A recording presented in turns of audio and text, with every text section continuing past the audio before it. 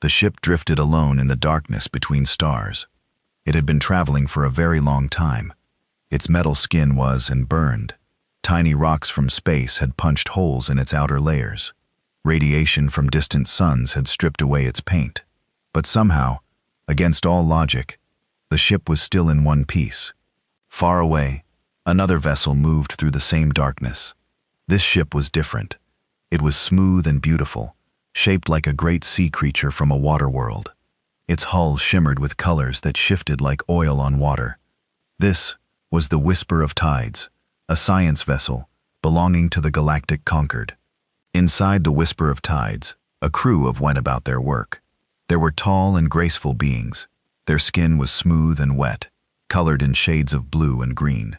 They had large, dark eyes that could see in dim light, and their long fingers were webbed for swimming. They came from a peaceful ocean world, and they were known across the galaxy as careful scholars who studied the stars. Senior researcher Aura sat at her station on the bridge. Her webbed fingers moved across the glowing controls as she checked the scanner readings. It was a quiet day. The ship was mapping an uncharted region of space, looking for new planets, and recording data for the Concord archives. This was the kind of work Aura loved. It was calm. It was safe. It was predictable. Then the scanner made a sound she had never heard before. Aura leaned forward. Her large eyes narrowed as she studied the display. Something had appeared at the edge of their scanning range. It was small, but it was definitely there, and it was definitely artificial. "Captain," she said. Her voice was soft and musical as all voices were. "I am detecting an unknown object. It appears to be a vessel." Captain turned from her command chair. She was older than most of the crew, and her blue skin had faded to a pale gray with age, but her mind was still sharp, and her authority was absolute. "Show me," she said. Aura transferred the image to the main display. The entire bridge crew stopped their work to look on the screen. They could see a shape floating in the void. It was clearly a ship of some kind, but it looked wrong. It looked primitive. The design was blocky and ugly, with none of the smooth curves that all civilized species used. Its surface was covered in strange markings and symbols. "I do not recognize the design," said Navigator. He was young and nervous, always worried about unknown things. "It matches nothing in the Galactic Codex." "That is impossible," said First Officer. "The Codex contains records of every spacefaring species in the known galaxy." "Every single one, and yet," said Aura, "this ship is not in the Codex. I have checked 3 times. Captain stood from her chair and walked closer to the display. She studied the strange vessel for a long moment. In her many years of service, she had seen thousands of ships from hundreds of species. She had never seen anything like this. "What is it made of?" she asked. Aura checked her readings. "The hull appears to be constructed from iron alloys and carbon composites. Very basic materials. Very primitive." "Primitive?" said. "How primitive?" "Perhaps 1,000 years behind current Concord technology. Maybe more." A murmur of disbelief passed through the bridge crew. No species with such basic technology should be capable of traveling this far into deep space. The distances were too great. The dangers were too many.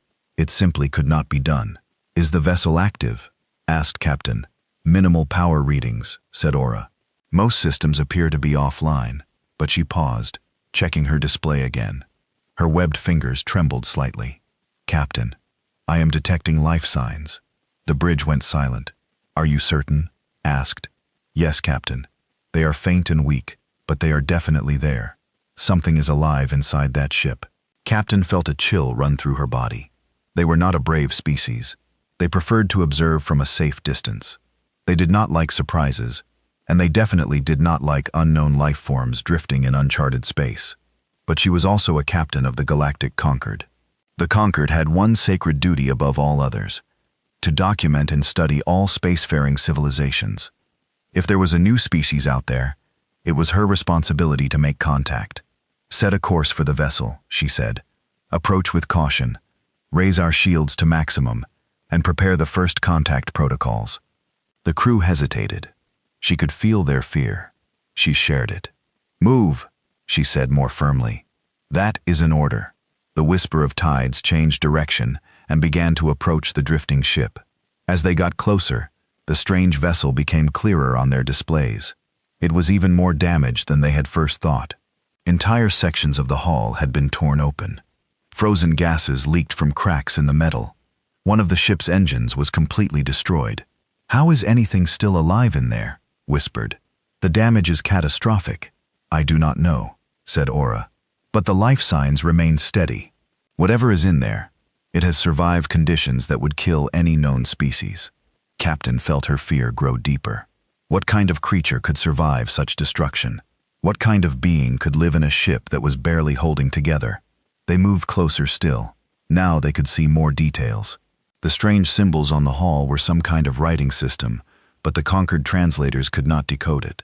There were small windows along the side of the ship, dark and lifeless, and there on the front of the vessel was a name painted in large letters. "Can you read that?" asked.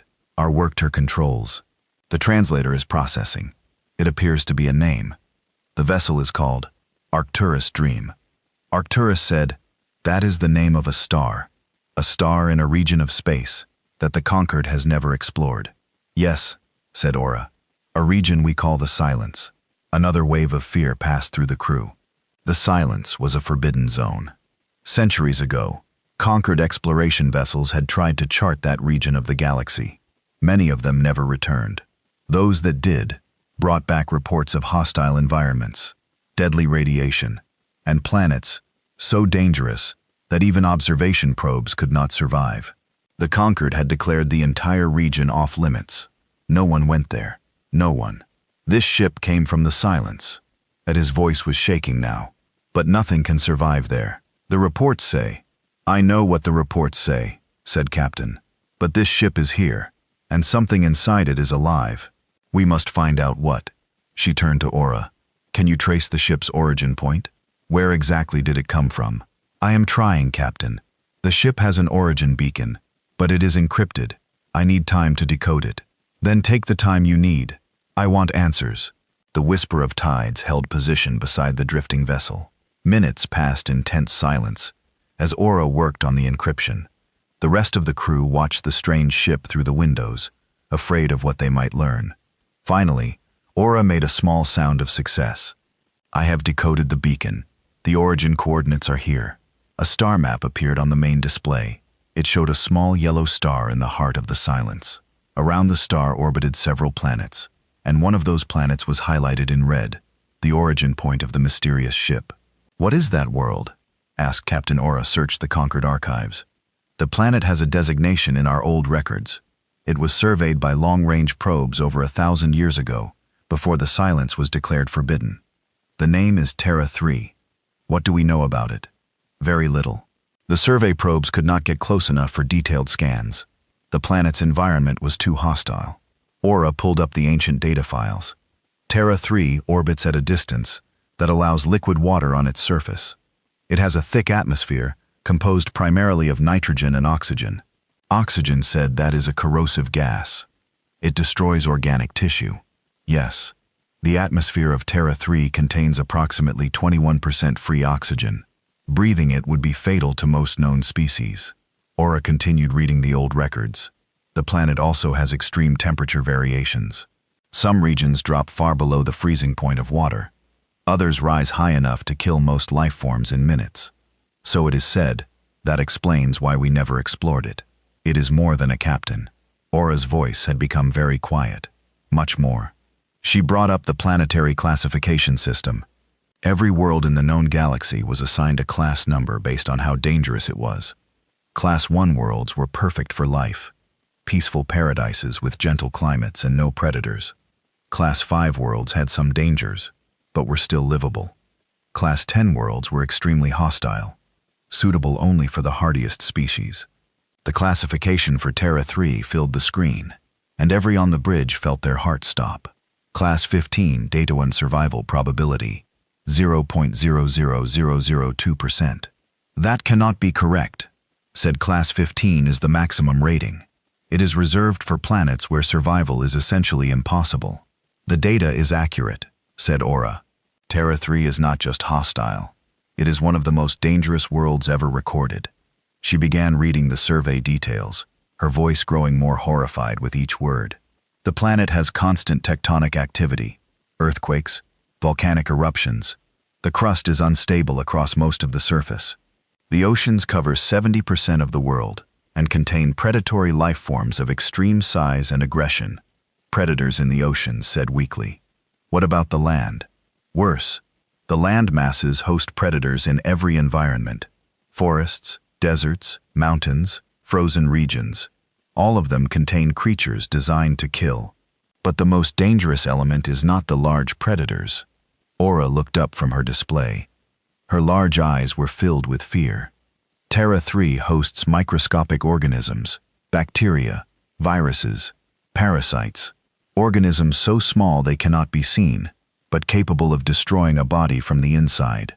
Some of them can kill within hours. Others take years, slowly consuming their host. The planet is covered in invisible death. The bridge was silent. No one could speak. The idea of such a world was beyond their comprehension. There is more, said Aura. The planet star produces harmful radiation. The magnetic field provides some protection, but surface life is still exposed to dangerous levels. The weather systems are violent and unpredictable. Storms can form without warning, bringing destructive winds, floods, and lightning, massive electrical discharges from the sky. Stop, said Captain. Her voice was barely a whisper. I have heard enough. She stared at the display showing the drifting ship, the Arcturus Dream, a vessel from a Class 15, a world where survival was supposed to be impossible. But something had survived there. Something had not just survived, but thrived. Something had built a civilization, developed technology, and constructed a ship capable of traveling between the stars. This cannot be real, said no intelligent species could evolve on such a world. The conditions would kill them before they could develop. It goes against everything we know about how life works. And yet, said, the ship is here. The life signs are real. Something from that impossible world is floating beside us right now. She made a decision. It terrified her, but she made it anyway. Prepare a boarding team, she said. We are going inside that ship, Captain said. That is extremely dangerous. We do not know what is in there. If the creature from a Class 15 world is hostile, if the creature from a Class 15 world wanted to harm us, we would probably already be dead, said. Whatever survived that planet, whatever crossed the stars in a broken ship, and is still alive after all this time, I need to see it. I need to understand it. This is the most important discovery in conquered history. I will not run away from it. The boarding team assembled in the airlock. There were 6 of them, including Aura, who had volunteered despite her fear. They wore protective suits and carried scanning equipment. They had no weapons.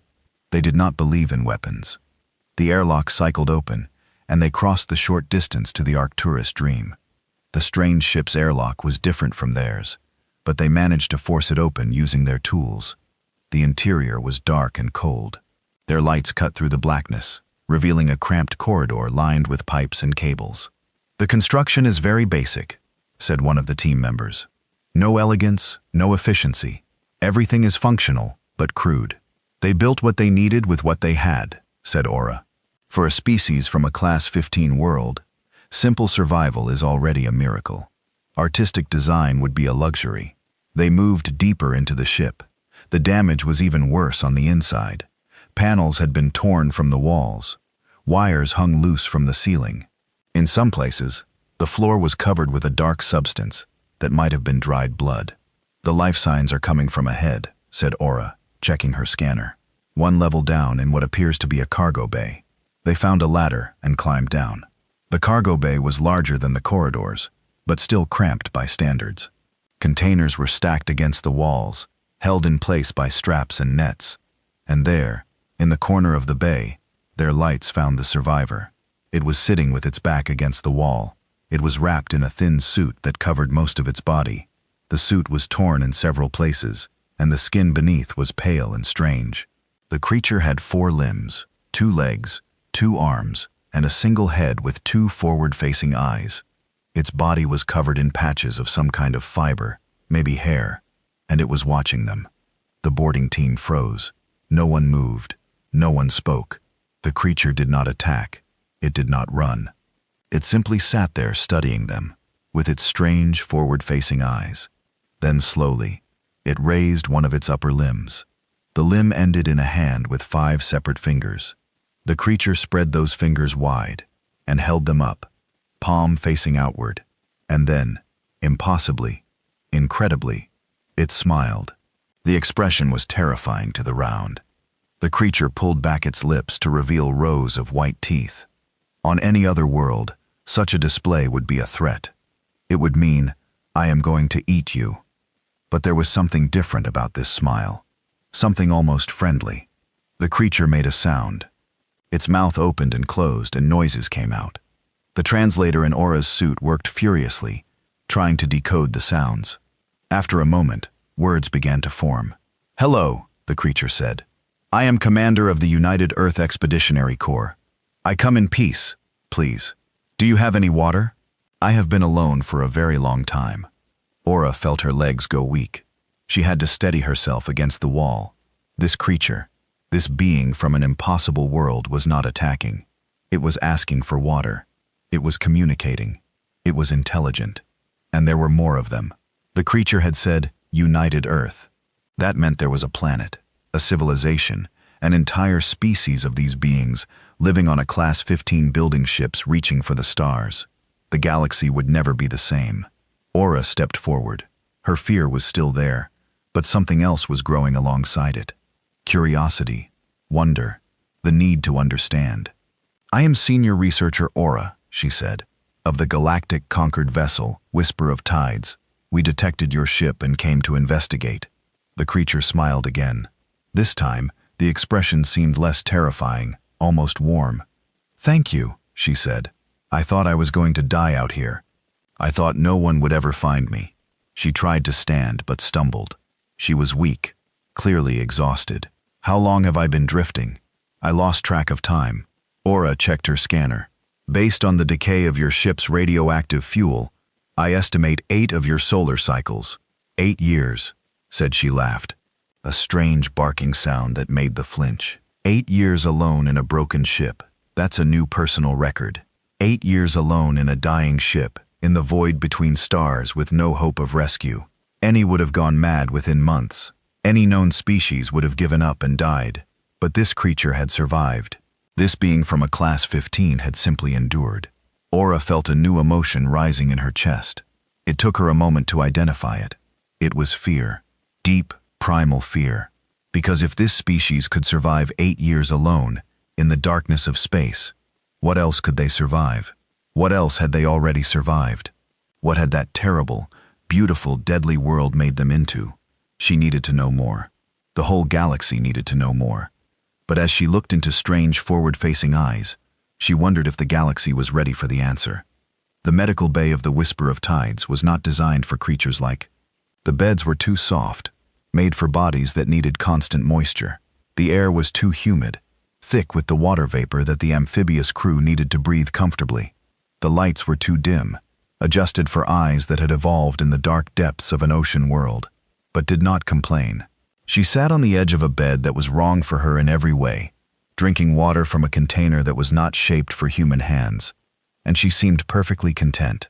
"This is the best water I have had in years," she said. "Clean, fresh, no recycled taste. You have no idea how good this is." Senior Researcher Aura stood at a careful distance, watching the human with a mixture of fascination and fear. In the hours since they had brought aboard, the crew had been struggling to understand what they were dealing with. Their medical scanners had analyzed the human's biology, and the results had been disturbing. "Your body," said Aura, "is from ours." Looked up. Her forward-facing eyes focused on Aura with an intensity that made the uncomfortable. That was a predator's gaze.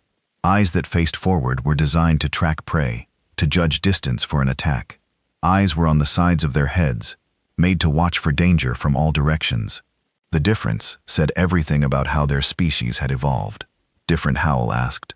"Your blood contains iron," said Aura, "the same metal we use to build ships. It flows through your body, carrying oxygen to your cells." "Yes, that is how human blood works. Is that strange to you? We use copper in our blood. Most species do. Iron is toxic to us." Made that barking sound again. Laughing. She had called it. "Iron is toxic to you. That is interesting. What else did your scanners find? Aura hesitated. She did not want to offend this creature, but she also needed to understand. Your body is filled with bacteria, trillions of microscopic organisms living inside you. Many of them could cause deadly infections in other species, but they seem to be helping you, living with you in balance. Ah, yes, the gut bacteria. We need them to digest food properly. Without them, we would starve. You have made peace with organisms that would kill us. You have turned them into allies. Shrugged. It was a strange gesture, a lifting of the shoulders that seemed to mean she did not think the matter was important. We did not have a choice. They were there from the beginning. We evolved together. Captain entered the medical bay. She had been speaking with the Galactic Concord headquarters, reporting the discovery of the human ship. The response from headquarters had been immediate and alarming. They wanted to know everything about this new species. They wanted to know if humans were a threat. Commander said, "I have been reviewing the information about your homeworld, the planet you call Earth. What would you like to know?" Moved to a display panel and activated it. The screen showed a projection of Terra 3, Earth rotating slowly in the void. It was a beautiful world in some ways, blue and green and white wrapped in swirls of cloud. But they knew better than to trust that beauty. "Our records classify Earth as a Class 15, said the highest danger rating in our system. I need to understand how your species survived there." Stared at the image of her home. For a moment, her expression changed. Something soft entered her eyes. Something that might have been longing or love. Then she blinked and the softness was gone. "Earth is not easy," she said. "I will not pretend it is, but it is home. We adapted." Adapted to what exactly? Stood from the bed.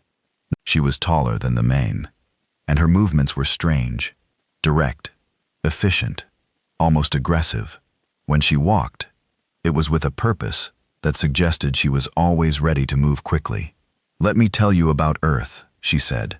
She pointed at the image on the display. "That blue color is water. Oceans. They cover most of our planet. The water is filled with salt, so we cannot drink it. We have to find fresh water from rivers and lakes and rain. For most of our history, finding clean water was one of our biggest challenges. Your planet has abundant water, but you cannot use most of it," said Aura. "That seems cruel." "Cruel is a good word for Earth. The oceans are also filled with predators, sharks, jellyfish, creatures with poison in their tentacles, giant squids that can pull a small boat under the surface. We learned to build boats and ships to cross the water, but the ocean never stopped being dangerous." She moved her finger to the land masses. "The land is divided into many different environments. We call them biomes. There are forests filled with trees, tall plants that can grow for hundreds of years. There are deserts where almost no water falls, and the temperature can kill in hours. There are frozen regions where the cold can stop your heart in minutes. And there are mountains so tall that the air becomes too thin to breathe at the top. How did your species live in so many dangerous places? We moved around. Humans are not specialized for one environment like most species. We can adapt to almost anything. When it was cold, we made clothes from animal skins. When it was hot, we found shade and water. When food was scarce, we traveled to find more. We are generalists. We survive by being flexible." Captain was recording everything, but she still could not fully believe what she was hearing. "Tell me about the predators on your land masses," smiled.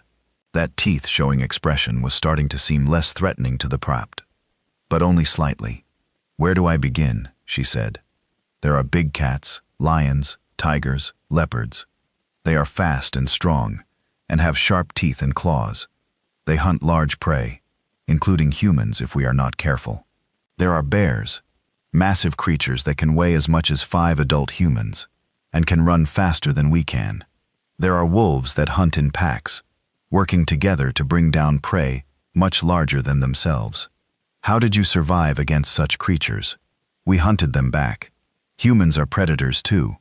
We are not the strongest or the fastest, but we have 2 advantages. First, we can think. We can plan. We can make traps and weapons.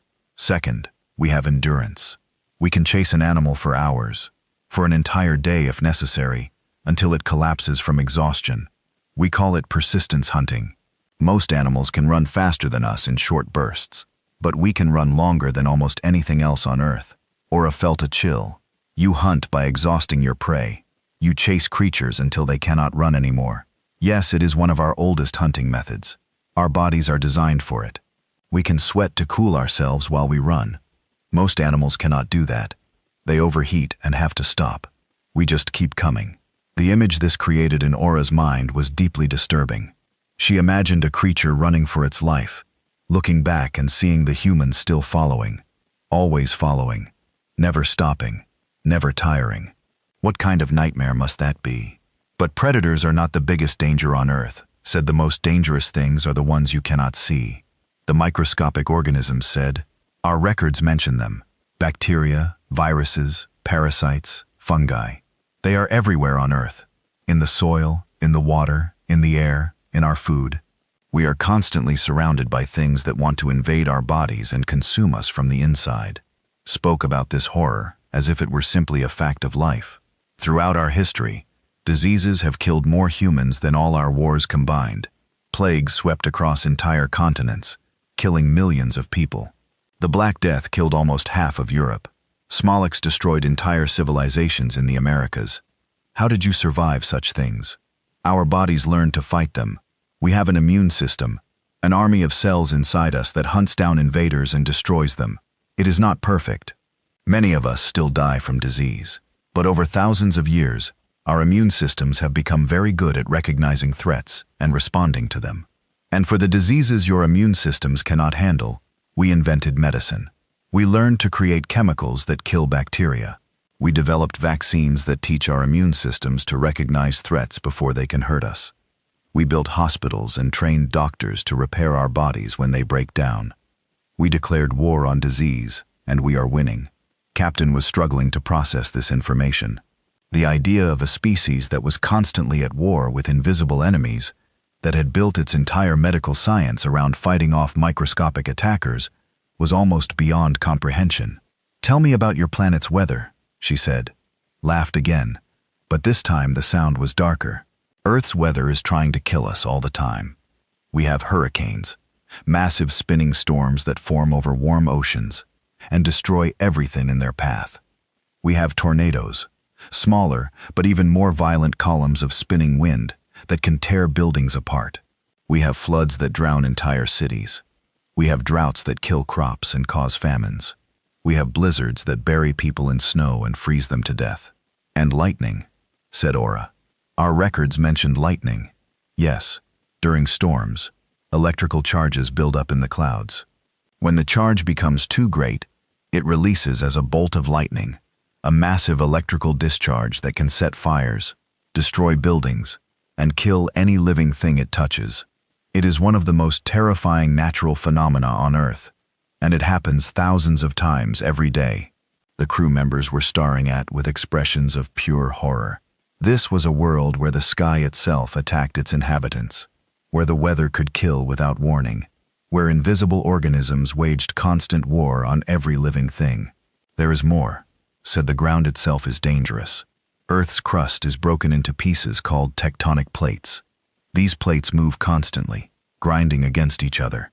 When the pressure builds up too much, we get earthquakes, sudden violent shaking that can level cities in seconds. And where the plates pull apart or push together, we get volcanoes, mountains that explode with molten rock and ash, destroying everything for miles around. Your own planet is trying to shake you off its surface, said. Her voice was barely a whisper. Yes, Earth is geologically active. It has been that way for billions of years. We have learned to predict earthquakes and volcanic eruptions to some degree, but we can never fully control them.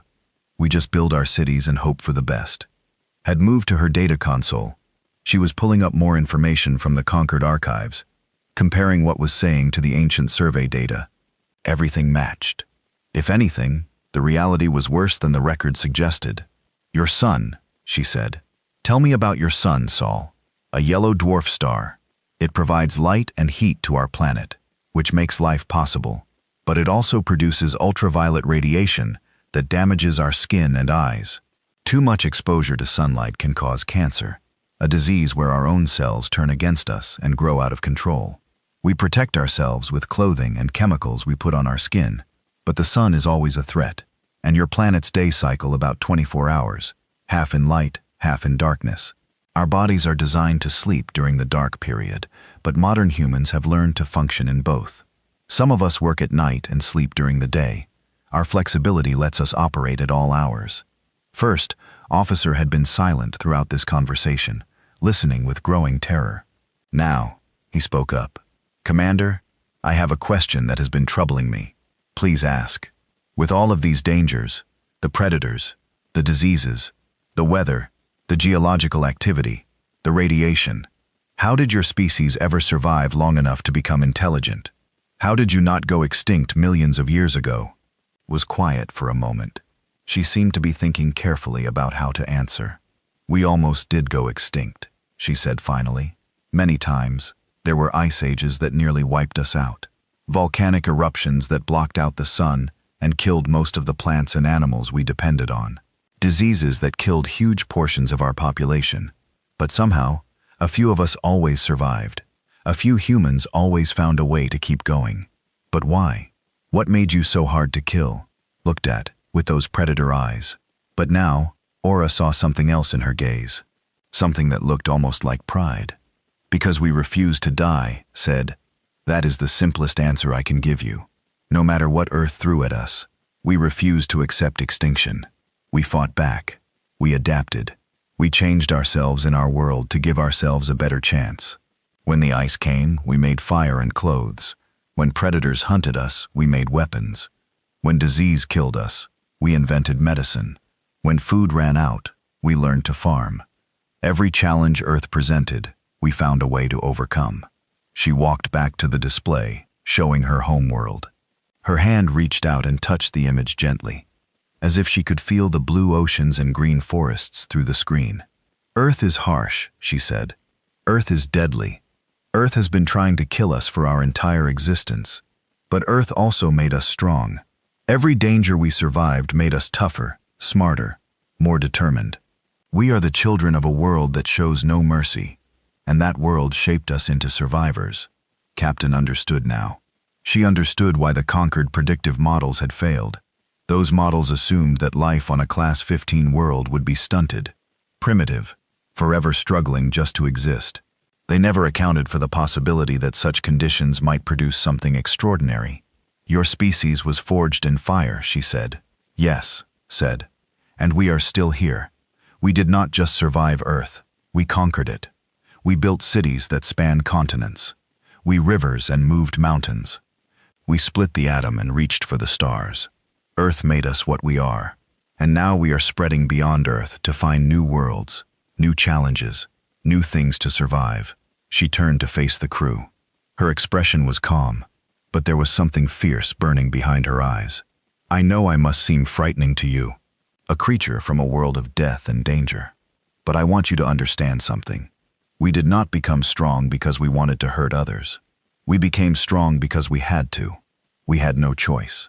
It was adapt or die, fight or perish.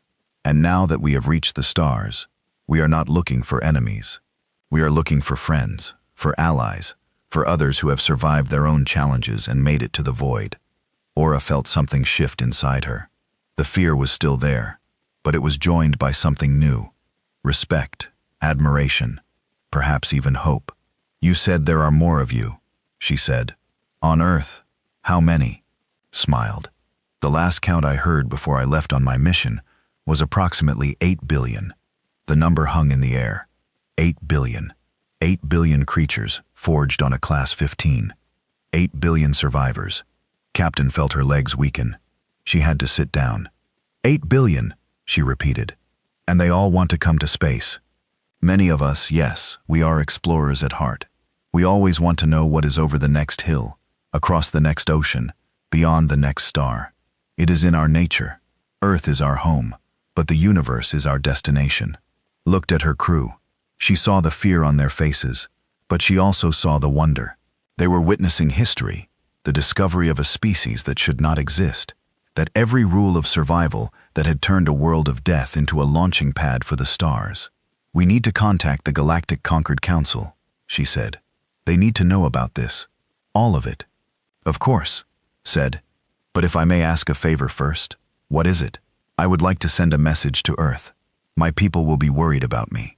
They will want to know that I am alive, and that I have made first contact with an alien civilization. They will want to come find me. Hesitated. The idea of more humans coming here, perhaps many more, was terrifying, but it was also inevitable. Earth knew how to build ships. Earth had sent this explorer into the void. Earth would send more. Yes, she said. You may send your message, but I want you to include something in it. What? Tell them we come in peace. Tell them we want to be friends. Tell them. She paused, searching for the right words. Tell them the galaxy is ready to meet humanity. Smile widened. For the first time since they had met her, she looked truly happy. Thank you, she said. You will not regret this. Humans can be difficult sometimes, but we are loyal friends. Once we decide someone is worth protecting, we will fight for them against anything, even against our own world. She began working with Aura to set up a communication link. In a few hours, a message would travel across the stars to a blue-green planet, circling a yellow sun. And when that message arrived, everything would change. The children of the Geisei were about to introduce themselves to the galaxy. The days that followed were the strangest in Aura's life. The message to Earth had been sent. Now they waited for a response. And while they waited, the crew of the Whisper of Tides had a chance to learn more about their human guest. What they learned challenged everything they thought they knew about the universe. Recovered quickly. This itself was remarkable. When they had found her, she had been dehydrated, malnourished, and exhausted after 8 years alone in a failing ship. Any member of a known species would have needed weeks or months of medical care, was on her feet and asking for solid food within 3 days. Your healing rate is abnormal, said medical officer, studying his scanner readings. Your body is repairing itself faster than our equipment can measure. Humans are good at healing, said she was eating something from a nutrient pack that had no food suitable for humans, so she had to make do with basic supplements. We evolved to survive injuries that would kill most creatures. Broken bones, deep cuts, infections. Our bodies can recover from almost anything if we give them time. What about limbs? Asked. Can you regrow lost limbs? No, unfortunately not. But we can build artificial replacements, prosthetics. Some of them are so advanced now that they work better than the original limbs. Flexed her fingers. I once knew a soldier who lost both legs in combat. They gave him mechanical replacements. Within a year, he was running faster than he ever could before. The idea of replacing body parts with machines was disturbing to the BS. Their culture valued the natural body, unchanged and unmodified. But they were beginning to understand that humans had a different relationship with their bodies. For humans, the body was a tool to be maintained, repaired, and improved as necessary. Aurora spent most of her time with the humans, seemed to enjoy talking, explaining her world and her species to an audience that found everything she said fascinating and horrifying. They would sit in the common area of the ship, sharing meals, or at least sitting together while Aid and Aura absorbed nutrients through her skin, and would tell stories. Tell me about your social structure, said one evening. How do humans organize themselves? Thought about the question. That is complicated. We have many different types of social organization.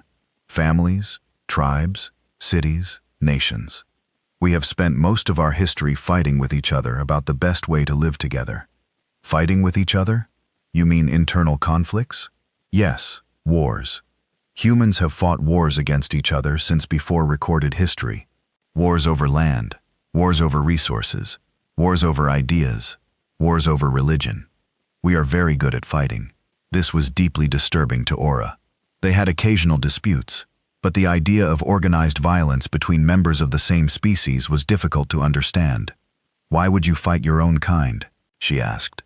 Many reasons. Sometimes, we fight because we want what others have. Sometimes we fight because we believe different things and cannot accept that others disagree. Sometimes we fight because we are afraid. Expression darkened. Sometimes we fight because we like it. There is a part of human nature that enjoys combat. We try to control that part to channel it into sports and competitions, but it is always there. This frightens me, said Aura. Honestly, Should humans can be very dangerous when we turn on each other. Our history is filled with terrible acts of violence and cruelty. Paused. But there is another side to that coin. The same aggression that makes us dangerous also makes us protective. When humans decide that someone or something is worth defending, we will fight for them with everything we have. We will die for our families. We will sacrifice ourselves for our friends. We will stand against impossible odds to protect those we love. You harm those you hate and defend those you love. Yes, we contain both extremes. That is one of the hardest things about being human. We have the capacity for great evil and great good, and the line between them is not always clear. Navigator joined them at the table. He had been terrified of it first, but his curiosity had eventually overcome his fear. He still kept his distance, but he was no longer afraid to speak to her.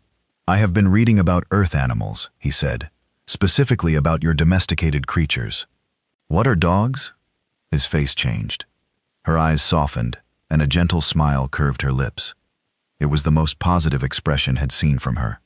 Dogs are wonderful, said they are our oldest and best friends. But according to the records, dogs are descended from wolves, pack predators, carnivores. Yes, thousands of years ago, humans and wolves began living near each other. Some wolves were less afraid of humans than others. Those wolves got food scraps from our camps.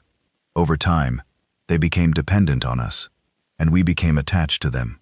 We bred them for different purposes: hunting, guarding, herding, companionship.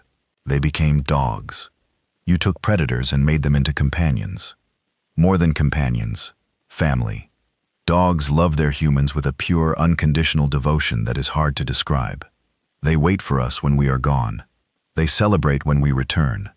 They protect us from danger and comfort us when we are sad.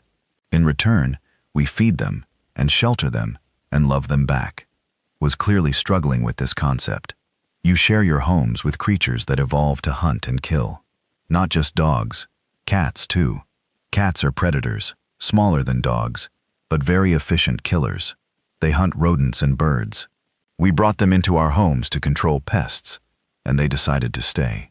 Most cats act like they own their humans, rather than the other way around, but we do not mind. Are there other predators you keep as pets? Some humans keep snakes or spiders, or even large cats like tigers, though that is dangerous and usually illegal. Humans have a strange relationship with dangerous creatures. We fear them, but we also admire them. Sometimes we want to be close to them, to prove that we can handle the danger. Made a note in her datapad. This pattern was appearing again and again in human behavior. They did not avoid danger. They sought it out, confronted it, tried to master it. It was the opposite of how thought about risk. Tell me about human food, said Aura. What do you eat? Almost everything, said we are omnivores. We eat plants and animals, fruits, vegetables, grains, meat, fish, insects. If it has nutritional value and will not kill us immediately, some human culture has probably tried to eat it. You eat other animals. You consume their flesh. Yes, we are predators. Remember, meat is an important part of our diet. It provides protein and nutrients that are difficult to get from plants alone. We raise animals for food, cattle, pigs, chickens. And we hunt wild animals as well. Looked slightly ill. There were herbivores. The idea of eating another creature was revolting to them. We also eat things that should be poison, continued. There is a chemical called capsaicin. It is produced by certain plants as a defense mechanism. It causes intense pain and burning sensations when consumed. Most animals learn to avoid these plants. Humans eat them on purpose. We call them hot peppers. And some of us compete to see who can eat the hottest ones without crying. You deliberately cause yourself pain through food. Yes, we also consume alcohol, a chemical that is technically a poison. It impairs our judgment, damages our organs over time, and can be addictive. But in moderate amounts, it creates a pleasant feeling of relaxation and lowered inhibition. Almost every human culture has developed some form of alcoholic drink. You poison yourselves for pleasure. When you put it that way, it sounds bad. But yes, we also consume caffeine, a stimulant that keeps us alert and focused, and nicotine, another addictive chemical that we absorb through smoking dried plant leaves. Humans have a complicated relationship with substances that alter our minds and bodies, was writing furiously. Every detail shared revealed a species that lived in constant dialogue with danger. They did not just survive threats. They sought them out, consumed them, made them part of their daily lives. What about your sleep cycles? She asked. How much do humans sleep? Typically about 8 hours per day, though some people need more or less. We usually sleep at night and are active during the day, but we can adapt to different schedules if necessary. Soldiers, medical workers, factory workers. Many humans work through the night and sleep during the day. Can you function without sleep for a limited time? The record for staying awake is about 11 days, but that caused serious health problems. Most humans can push through 1 or 2 nights without sleep if necessary, but our performance decreases significantly. After about 3 days without sleep, we start to hallucinate and lose touch with reality. What happens if you sleep too little over a long period? Our health suffers. Our immune system weakens. We become irritable and make poor decisions. Eventually, it can kill us.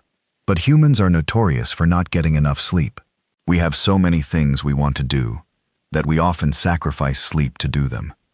First officer had been listening from across the room. Now he approached his curiosity, finally overcoming his caution. I have been studying your ship, he said to the Arcturus Dream. I have some questions about its design. Of course, your ship uses chemical rockets for propulsion.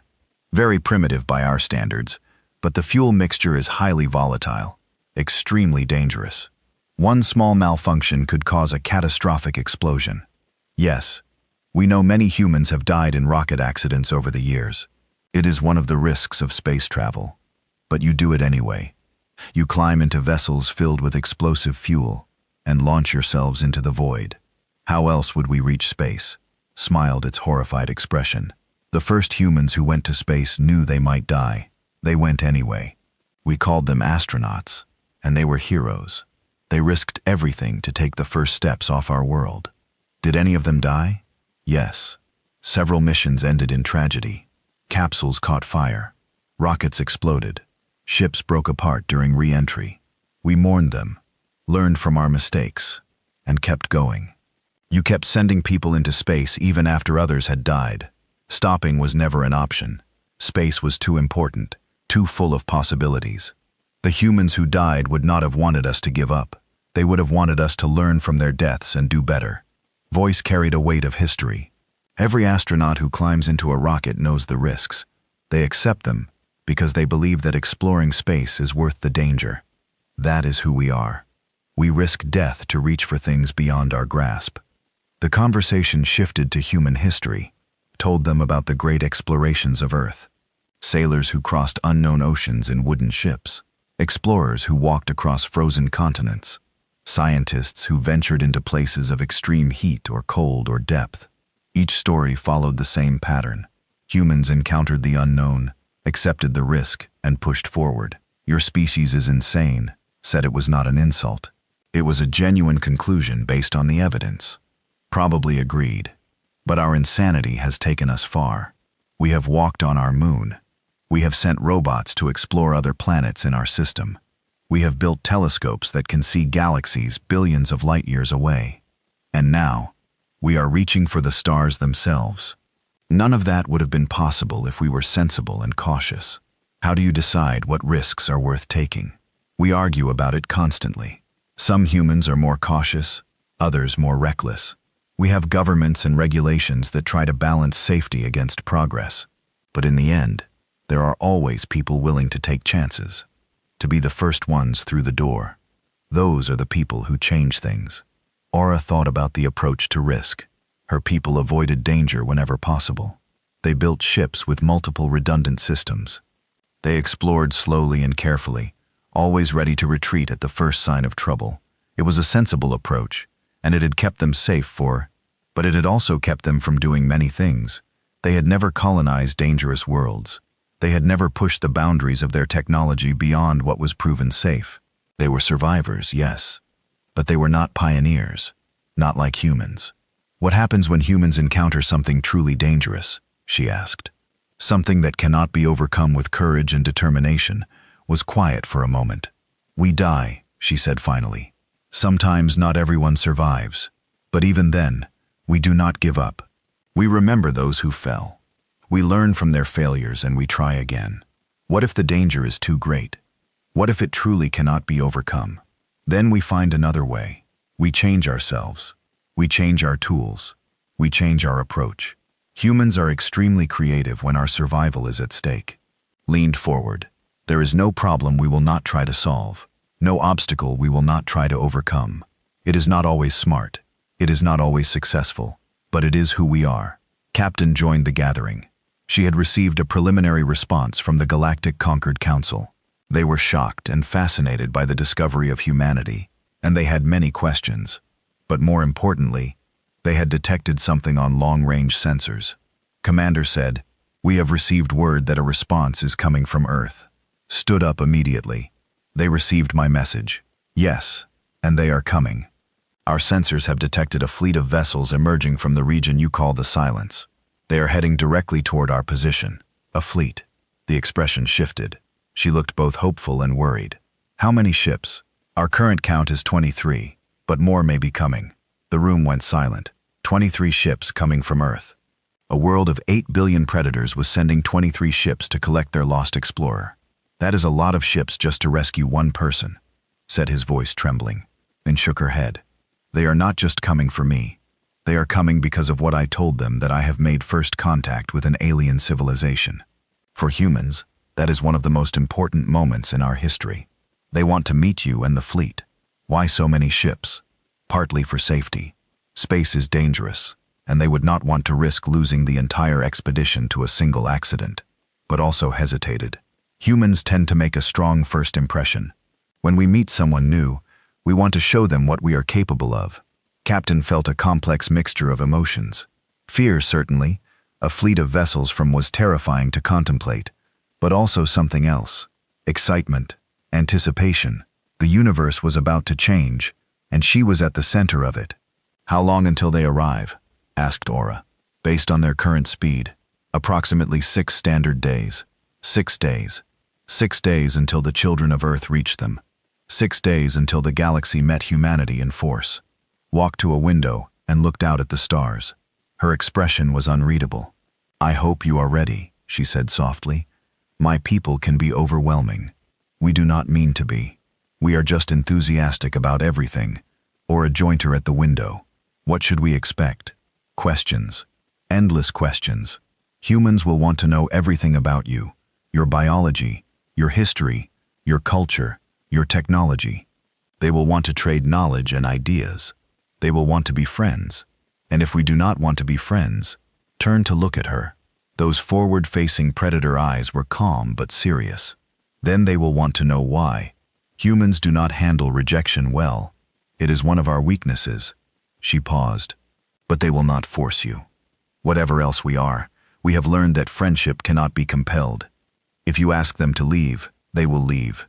They will be disappointed, but they will respect your wishes. You are certain of this.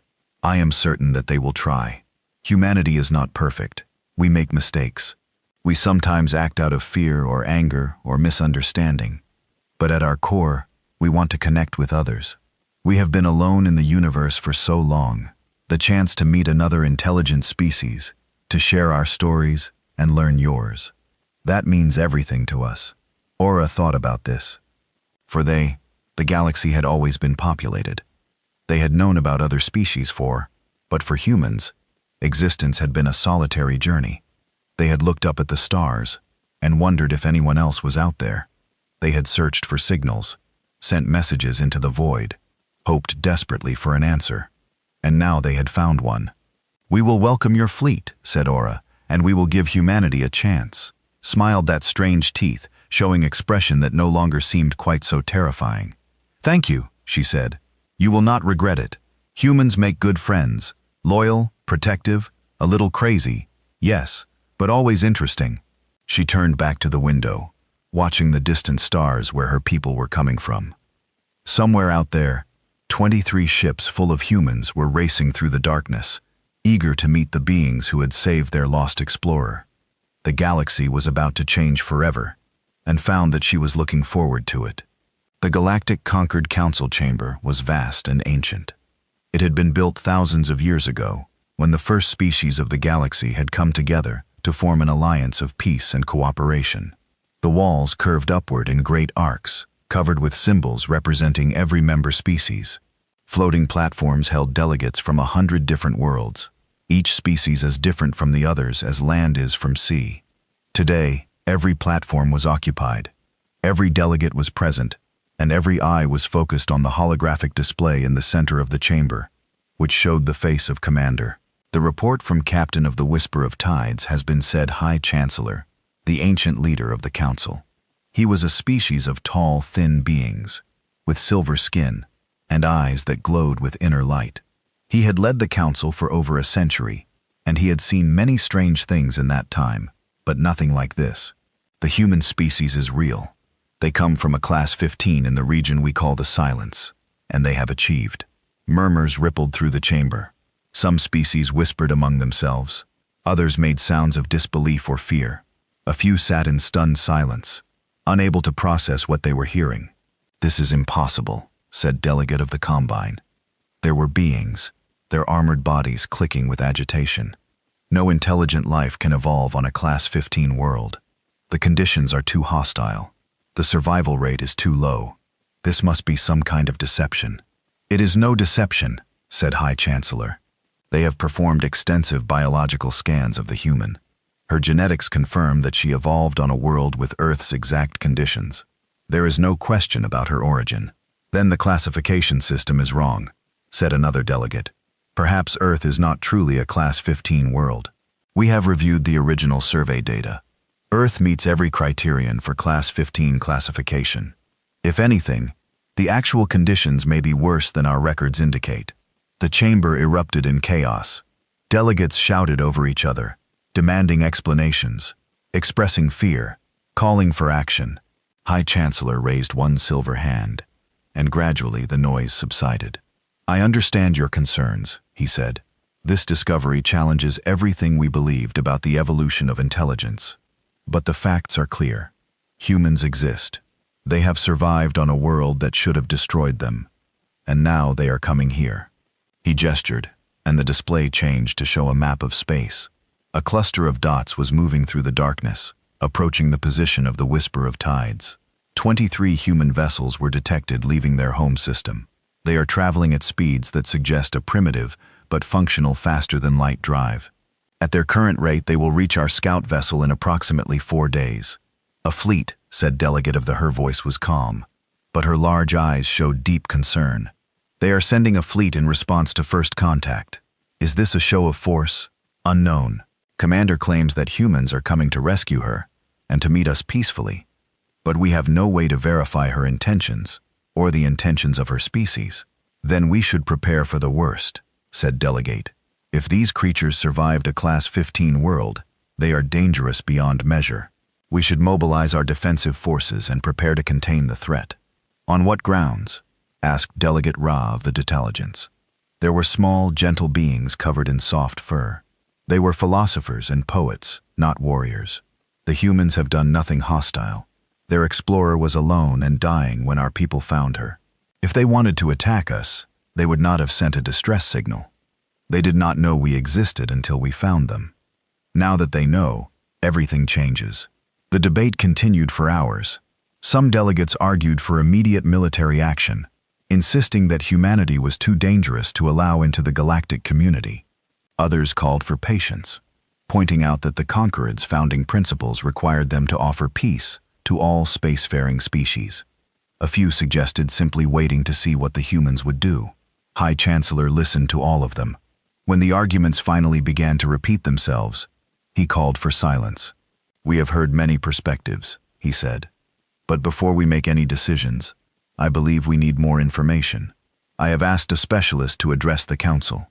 Dr. L is our foremost expert on the study of alien minds. She has been reviewing all available data on human behavior." A new figure rose on one of the platforms. Dr. L was a light captain, but her scales had the deeper blue color of a scholar who spent most of her time indoors studying archives. She looked nervous facing so many delegates, but her voice was steady when she spoke. Thank you, High Chancellor. I have been analyzing the conversations recorded between Commander and the crew of the Whisper of Tides. What I have learned is complex. She activated her own display, showing images and data alongside her words. Humans are indeed dangerous. Their bodies are built for endurance and conflict. They evolved as pursuit predators, capable of chasing prey until it collapses from exhaustion. They have survived countless threats that would have destroyed any other species. Ice ages, plagues, natural disasters, even impacts from large space objects. This confirms our concerns, said Delegate. Please let me finish. Yes, humans are physically dangerous, but their psychology is equally complex. They are not mindless killers. They have developed rich cultures, diverse philosophies, and sophisticated moral systems. They create art and music. They write poetry and tell stories.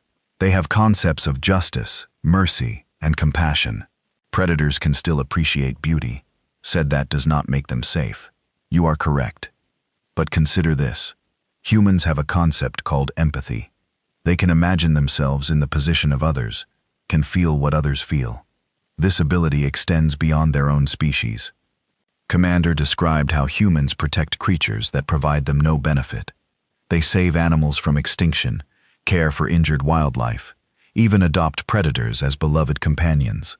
They keep predators as pets, said Delegate Ra. I read that in the report. It is strange but perhaps also touching. It suggests that humans are capable of forming bonds with beings very different from themselves. This is relevant to our current situation. If humans can befriend wolves and cats, species that once threatened them, perhaps they can befriend us as well. Dr. L changed her display to show images from Earth. Cities filled with towering buildings, vehicles moving through crowded streets, spacecraft launching into the sky. There is another factor we should consider. Humans are extremely adaptable. They have taken materials from their dangerous world and shaped them into tools for survival and expansion. Their technology is primitive by our standards, but it is advancing rapidly. The first human-powered flight occurred only about 200 of their years ago. Within 60 years, they had reached their moon. Now they are building ships that can cross interstellar distances. Their rate of technological advancement is alarming, said High Chancellor. Yes, if they gain access to conquered technology, they will adapt it quickly. Within generations, they could match or exceed our capabilities. Dr. L paused. This is why I believe we have a choice. We can treat humans as enemies and try to contain them, or we can treat them as friends and help guide their development. Guide them, said Delegate. You suggest we share our technology with these creatures? I suggest we consider it. Humans will advance regardless of what we do. The question is whether they advance as our allies or our adversaries. A species this determined, this adaptable, this resilient, we want them on our side. The council fell into thoughtful silence. Dr. L's argument was compelling. It was also terrifying. What if they cannot be trusted? Asked the delegate from the back of the chamber. What if their violent nature overcomes their capacity for friendship? Then we will have made a terrible mistake, said Dr. L. But consider the alternative. If we reject them, if we treat them as threats to be contained, we may create the very enemy we fear. Humans respond to hostility with hostility. They survived their world by fighting back against everything that tried to destroy them. Do we really want to become their next adversary? High Chancellor stood. His tall form cast a long shadow across the chamber floor. Dr. L raises important points, but this decision is too significant for the Council alone. I propose that we send a delegation to meet the human fleet. Let us see for ourselves what kind of species they are. Let us offer peace and see how they respond. And if they respond with violence, then we will know, and we will act accordingly. He looked around the chamber, but I do not believe that will happen. Commander has shown us kindness and gratitude. She speaks of her species with pride, but also with honesty about their flaws. These are not the traits of a species that cannot be reasoned with. The vote was called. It was close. Many delegates still feared humanity too much to risk contact. But in the end, the motion passed. The Galactic Concord would send a delegation to meet the human fleet. High Chancellor would lead the delegation himself. The diplomatic vessel voice of many departed the next morning. It was one of the most beautiful ships in the conquered fleet, designed not for war, but for ceremony. Its hull was covered in the symbols of every member species, a floating declaration of unity and diversity.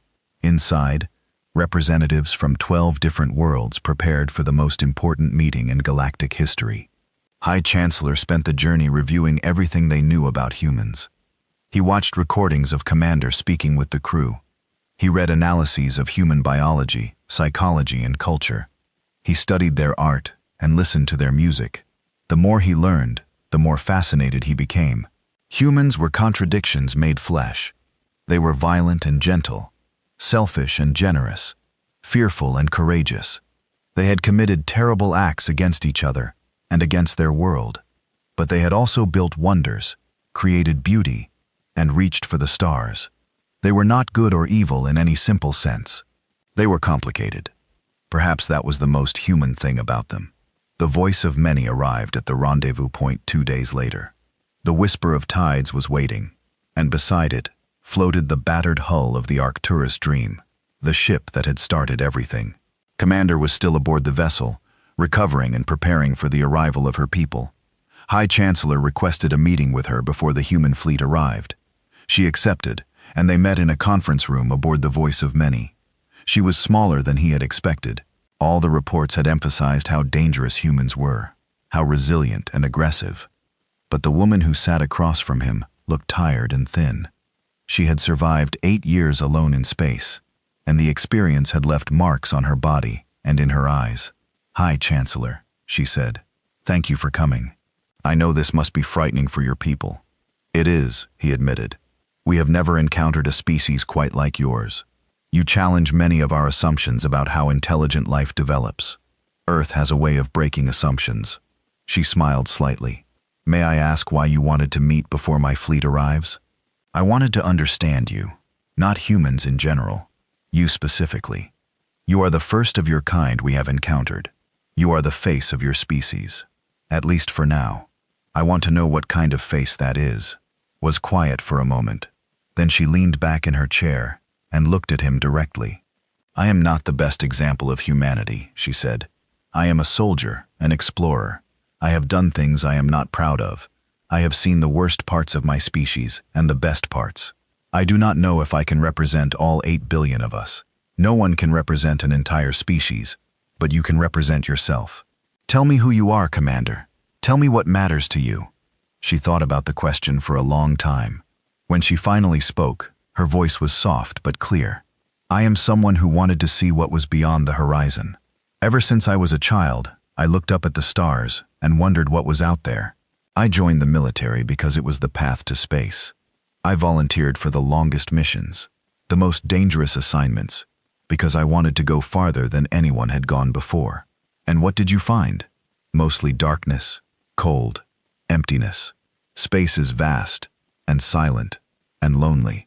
I spent years traveling through nothing, seeing no one, hearing no one. There were times I thought I would go mad." She paused. "But I also found beauty. I saw stars being born. I watched comets streak across the void. I stood on moons that no human had ever touched, and looked back at the small blue dot where all my people lived. It was worth every moment of loneliness and fear. And now you have found us." "Yes, and everything changes." She met his glowing eyes. "I know you are afraid of us. I understand why. We are not a peaceful species. We have done terrible things to ourselves and our world. But we are trying to be better. We are trying to learn from our mistakes, and we are very, very eager to have friends in the universe. Why? Why does friendship matter to your kind? Because we have been alone for so long. Because no matter how many of us there are, we have always felt isolated in the cosmos. Because we believe that life is precious, and every intelligent species that exists is a miracle worth celebrating." Her voice grew stronger. "We did not come here to conquer or destroy. We came here because we hoped that we were not alone. And now that we know we are not alone, we want to reach out. We want to share. We want to belong to something larger than ourselves." High Chancellor listened carefully. He had lived for centuries. He had met countless beings from countless worlds.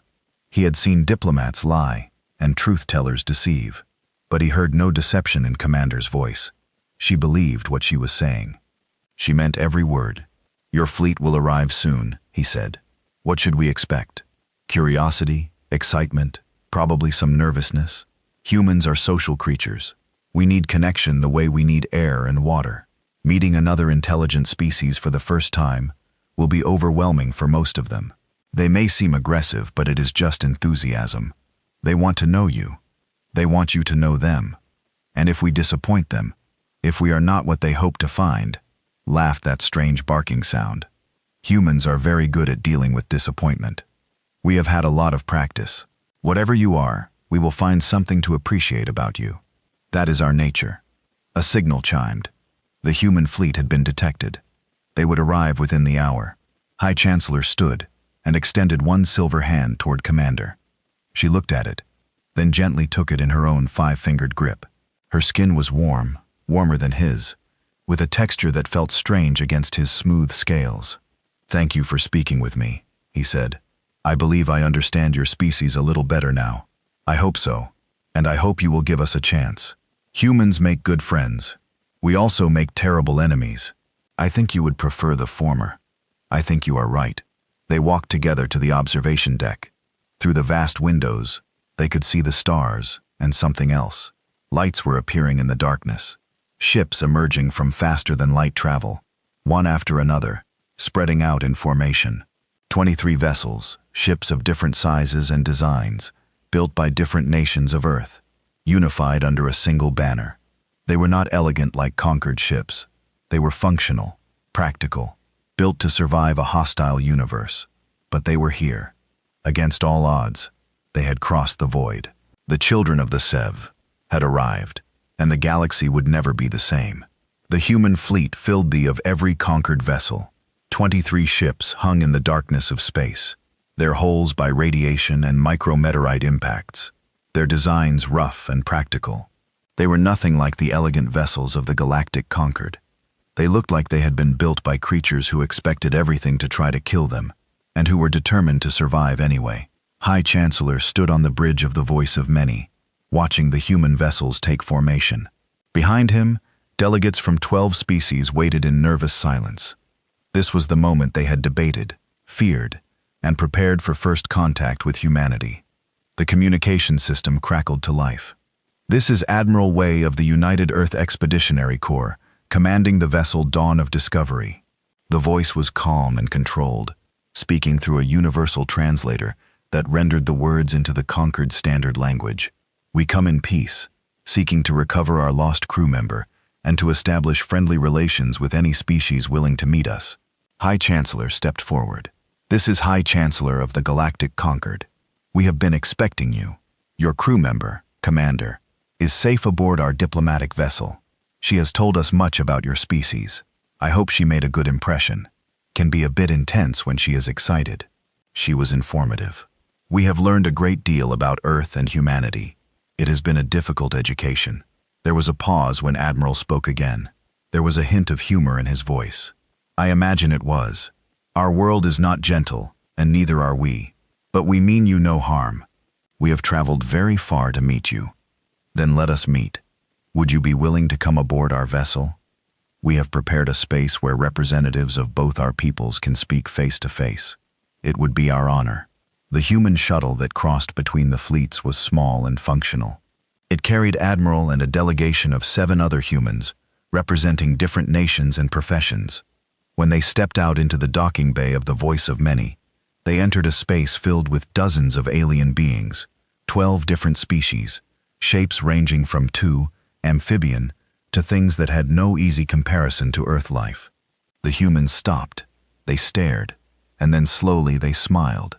It was not the threatening smile of predators.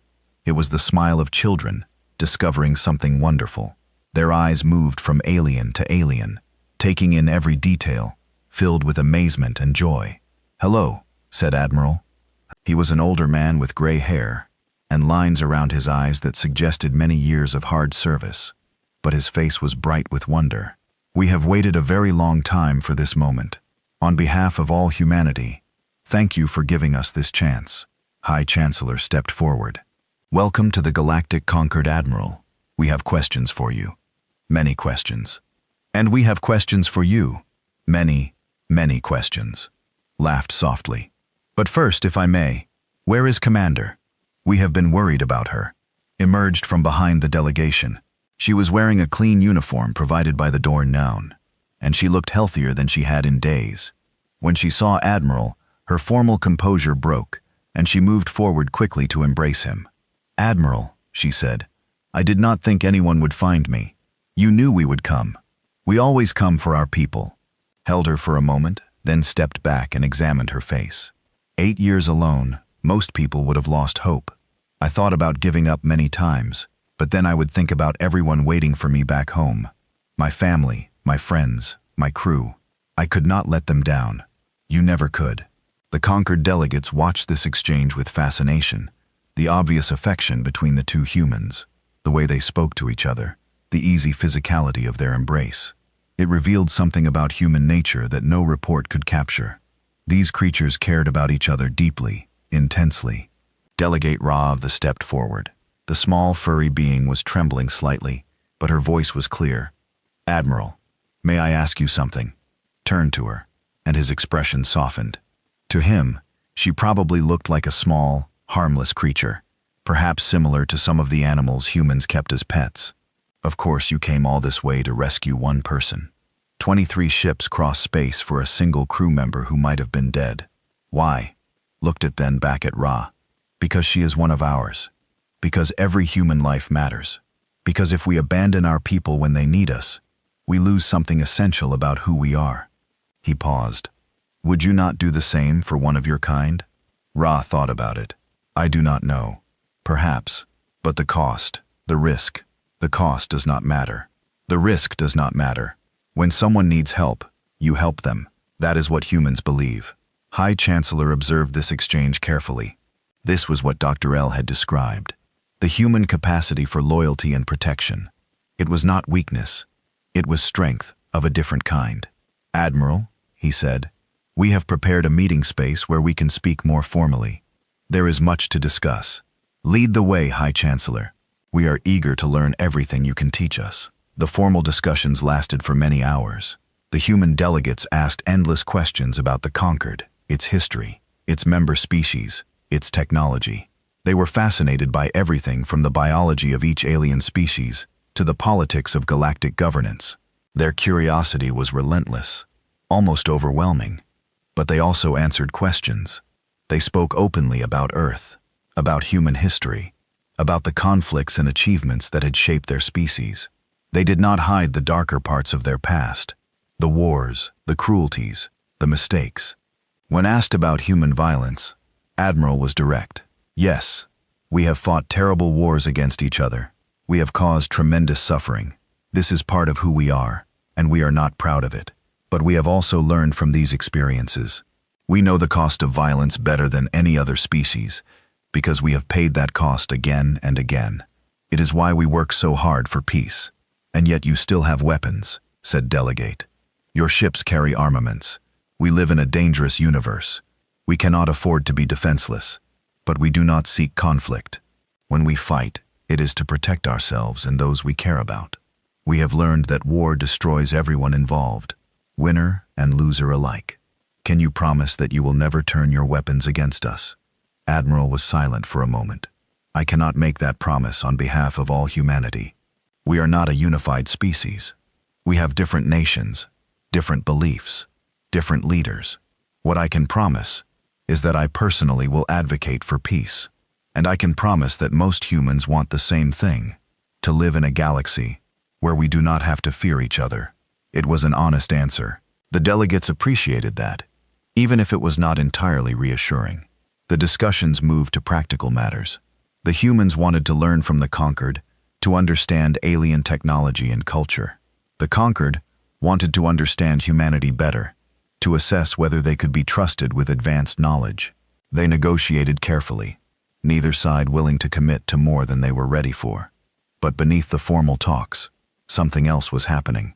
The human delegates were interacting with aliens on a personal level, sharing meals, exchanging stories, learning names and customs. One human scientist spent an hour discussing biology with a researcher, asking about their ocean world with genuine interest. A human pilot taught a young engineer how to play a simple card game. A human diplomat listened patiently, while a delegate explained the complex social structure of their hive. It was not diplomacy in the formal sense. It was something more basic. Humans were doing what they did best, making connections, building relationships, turning strangers into friends. Watched all of this with wonder. She had spent more time with than anyone, and she had begun to understand the human need for social connection. But seeing it applied to so many different species at once was remarkable. Humans reached out instinctively, naturally, as if forming bonds with others was as essential to them as breathing. She found sitting alone near a window, looking out at the gathered fleets. "Your people are impressive," said Aura. "They have only been here for a few hours, and already they are making friends with species they never knew existed." Smiled. "We cannot help it. Humans are social creatures. We need connection the way we need food and water. Being alone is painful for us. Finding others to share our lives with, that is what makes us happy. Even others so different from yourselves. Especially others different from ourselves. Different is interesting. Different teaches us new things. Different makes us grow." Turn to look at Aura. "You are different from me in every possible way. And yet in the time I have known you, you have become my friend. I care about what happens to you. I want good things for you. Is that strange?" Aura felt something warm bloom in her chest. "It is strange," she admitted. "But it is also welcome. I have felt the same way about you." Then perhaps that is the beginning. Two friends from two worlds. And from here maybe more friendships can grow. Maybe someday humans and we'll be allies, partners, family in some larger sense. Family, a human concept. The people we are connected to, who we care for, and who care for us. It does not require blood relation. It requires only love and commitment. Reached out and gently touched Aura's webbed hand. "You found me when I was dying alone in the void. You saved my life among my people. That creates a bond. You are family now, whether you want to be or not." Aura did not know what to say. Family. It was such a simple word, but from a human, it seemed to carry immense weight. High Chancellor approached them. His silver face was thoughtful, his glowing eyes soft with contemplation. "Commander," he said, "may I speak with you privately for a moment?" "Of course, High Chancellor." They walked together to a quiet corner of the observation deck. The stars shone beyond the windows, ancient and eternal, watching the meeting of civilizations as they had watched all things since the beginning of time.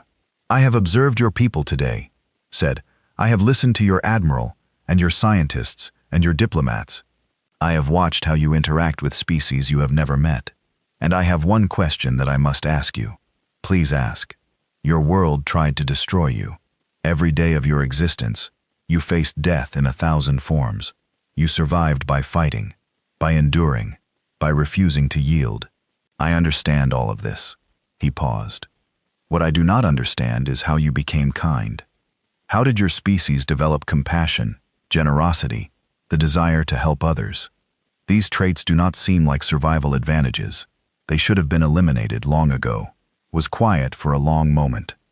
She looked out at the stars, at the fleet of human ships floating among alien vessels, at the future that was taking shape before her eyes. "That is the question, is it not?" she said finally. "How did a species forged in violence learn to be gentle? How did predators learn to love?" "Yes, that is exactly my question. I think the answer is in the violence itself." She turned to face him. "Earth did not just threaten us with predators and diseases and natural disasters. It threatened to isolate us. One human alone is weak. One human alone cannot survive the dangers of our world. But humans together cooperating, protecting each other, sharing resources, we could survive almost anything. So cooperation is a survival strategy. It started that way, but it became something more. When you spend your whole life relying on others, caring for others, protecting others, you develop the capacity for love. And once that capacity exists, it does not stay limited to your own tribe or family. It expands. It reaches out. It finds new connections, new people to care about. You are saying that your kindness evolved from your need for each other. Yes, we are kind, because we had to be. We are compassionate because compassion kept us alive.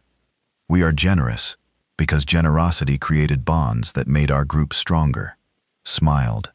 Earth tried to destroy us, and in doing so, it taught us to depend on each other.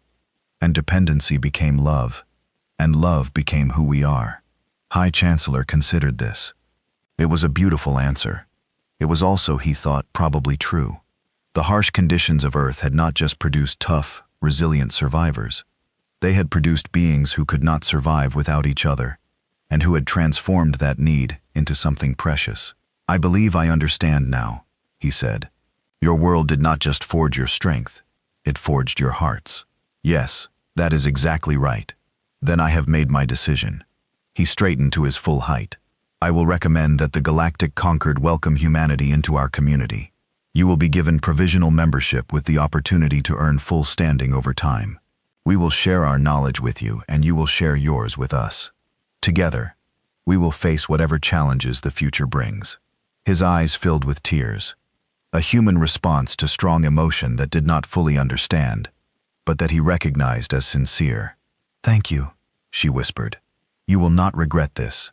I do not believe I will. He placed one silver hand on her shoulder, a gesture of connection, of acceptance. Welcome to the galaxy, Commander. Welcome to the family. The formal announcement was made the next day. High Chancellor addressed the combined fleets, human and alien alike, through a universal broadcast. He spoke of the discovery of humanity, the fear and uncertainty that had followed, and the decision that had been reached. The Galactic Concord was founded on a principle, he said, that intelligent life is precious wherever it is found, that cooperation is stronger than conflict, that the unknown should be explored, not feared. Today, we honor that principle by welcoming a new species into our community. The images on the screen showed humans and aliens standing together, talking, laughing, beginning the long process of becoming friends. Humanity comes to us from a world of fire and storm, of predators and plagues, of challenges that would have destroyed any other species. They survived because they could not accept defeat. They reached for the stars because they could not accept limits. And they came to us in peace because they could not accept loneliness. He paused, letting his words sink in across 100 worlds. They are not perfect. They are violent and passionate and sometimes frighteningly determined. But they are also loyal, creative, and capable of love that knows no boundaries. They have much to learn from us, and I believe we have much to learn from them. The screen showed Admiral and High Chancellor shaking hands, a human gesture of agreement that the Concord had adopted for this historic moment. Let it be recorded in the annals of history. On this day, the children of Earth took their place among the stars. May this union bring wisdom, growth, and hope to all beings in the galaxy. The broadcast ended across human and alien ships. Cheers erupted. Celebrations began that would last for days. Two civilizations brought together by chance and held together by choice began the long journey toward understanding. Aura found on the observation deck of the Voice of Many, watching the celebrations through the window. The human was crying again, but she was also smiling. You did it, said Aura. You brought your people into the galaxy. We did it, said You found me. You saved me. You gave us a chance. She wiped her eyes. I will never forget that. None of us will. What happens now? Now we learn. We explore. We make friends. We face new challenges and overcome them together. Turn to look at her friend, her family. It will not be easy. There will be misunderstandings, conflicts, mistakes, but we will work through them. That is what humans do. That is what families do. And if some in the galaxy cannot accept you, then we will try to change their minds. And if we cannot change their minds, we will prove them wrong through our actions. We will be better than they expect. We will be worthy of the trust you have placed in us. Aura believed her. She had seen enough of human nature to know that they meant what they said. They were impossible creatures from an impossible world, and they were going to change everything. But standing here, watching the celebrations, feeling the warmth of hope in her heart, she thought that maybe change was exactly what the galaxy needed. Far away, in the heart of the human fleet, Admiral stood on the bridge of the dawn of discovery. He looked out at the alien vessels, at the stars beyond, at the vast universe that had suddenly become so much larger. "Well," he said to no one in particular, "we are not alone anymore." His first officer smiled. "No, sir, we are not. What do we do now?" Thought about all the challenges ahead, the negotiations, the adaptations, the long process of building trust across species. It would be the work of generations, but it was work worth doing. "Now," he said, "we make friends as many as we can, and then we see what we can build together." Outside, the stars shone bright and eternal. They had seen the rise and fall of countless civilizations. Now they would witness something new, a species born on a world of death, reaching out to embrace the universe with open arms. The children of the Sci had found their place among the stars, and they were just getting started.